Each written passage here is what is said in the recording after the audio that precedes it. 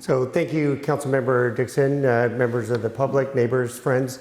My name is Mike Halphide, and I'm the Chief Lifeguard. And as most of you are aware, there was an oil spill.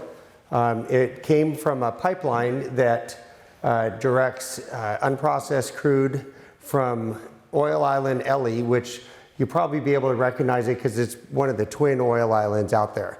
And so there's a pipe that goes from that oil island to a terminal in San Pedro, and it's a 17-mile pipeline, and there's a leak from it. As of the conditions right now, they've stopped any oil going into the pipeline, so there should not be any more oil coming out of it.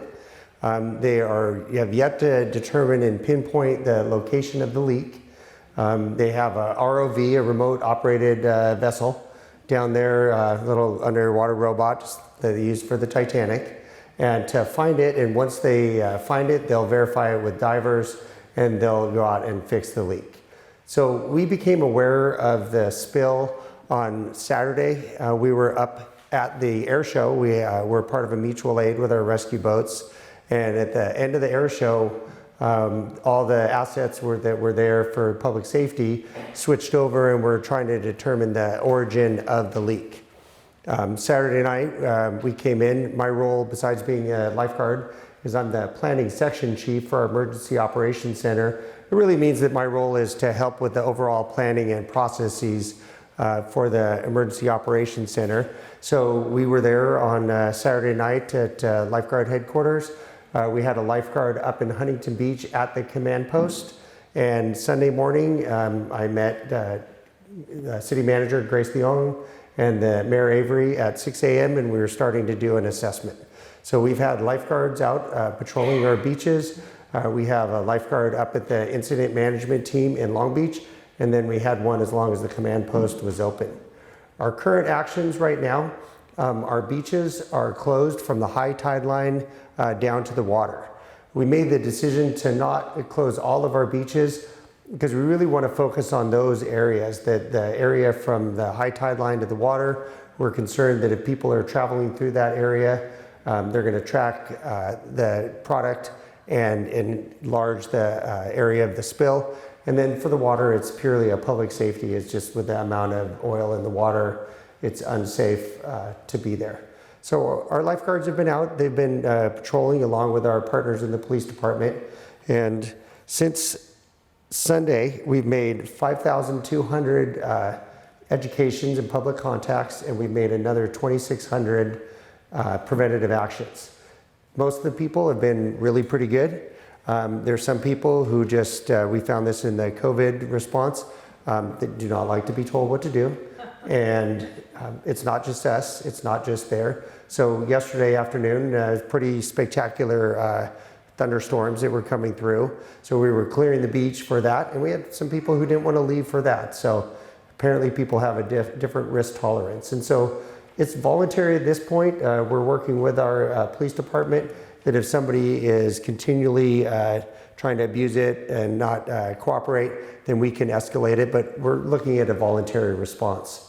So the last couple days, the resources that we've had on there have been 13 shoreline cleanup teams, 8 on-water oil cleanup vessels. It's been very fortunate over the last couple days that we've had unusually nice weather. And what that does for us, that it keeps the oil offshore. It does 2 things. It allows the skimming process to go out and collect that, and it naturally degrades in that. So that's been very fortunate. We haven't had strong onshore winds.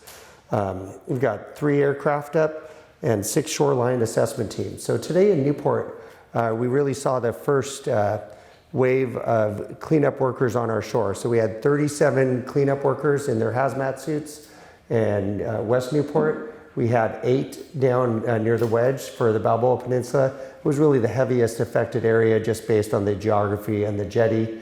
And then we had 17 people that started in Corona del Mar and were working their way down south of the Laguna. The expectation from the incident management team is that we'll have 1,500 people working in the cleanup on the beach by the end of the week, by Friday. So those will be spread out from Huntington all the way down to Dana Point.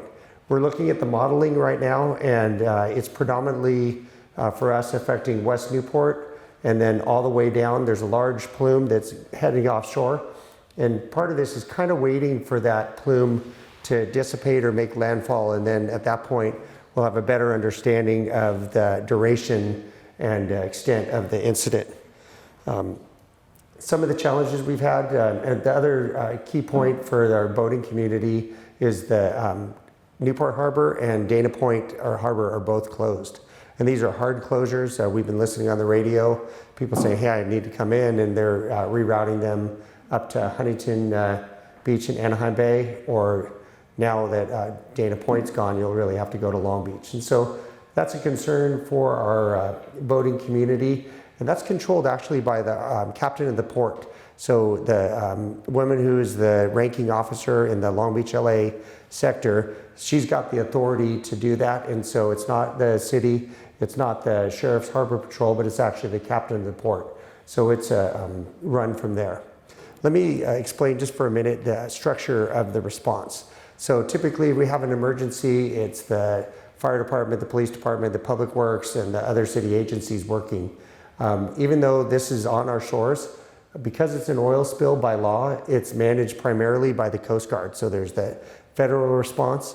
For California, we have the Department of Emergency Services, OES, and then the oil, not vendor, but the person responsible party for the spill. So those three make up what we call a unified command, and then we're there as an assisting or allied agency. And so that's a challenging thing for us in Newport, because we're really, we've got a bias towards action. That we want to get people out. We were looking, can we hire people? Can we get our own city staff?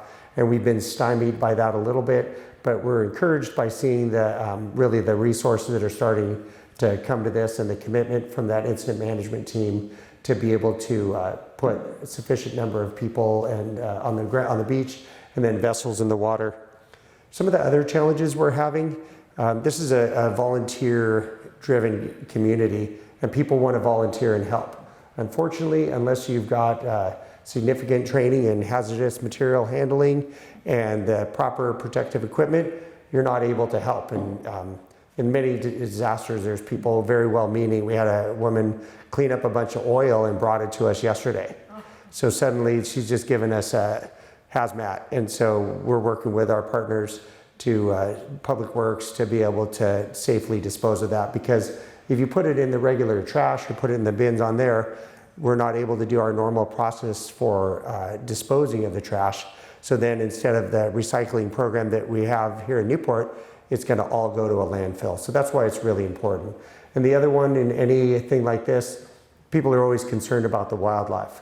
So if we have affected oiled or birds or other wildlife, we recommend that you just call animal control. You don't try to take care of them themselves, take them home and put them in the bathtub and clean them up.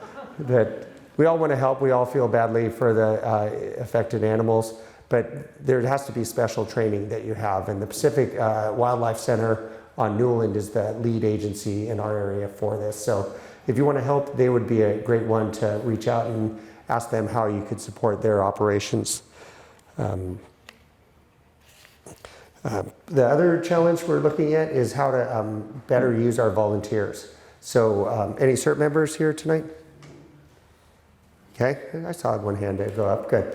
CERT members and our volunteers in policing, we're looking to see if we can use them in an ambassador role so that they could help with the notifications of people as they come to the beach.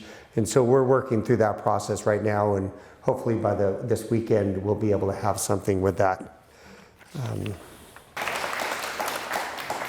Thank you, Councilmember Dixon, Councilmember Brenner, and all of you for coming out and just caring about our community. Thank you. Thank you.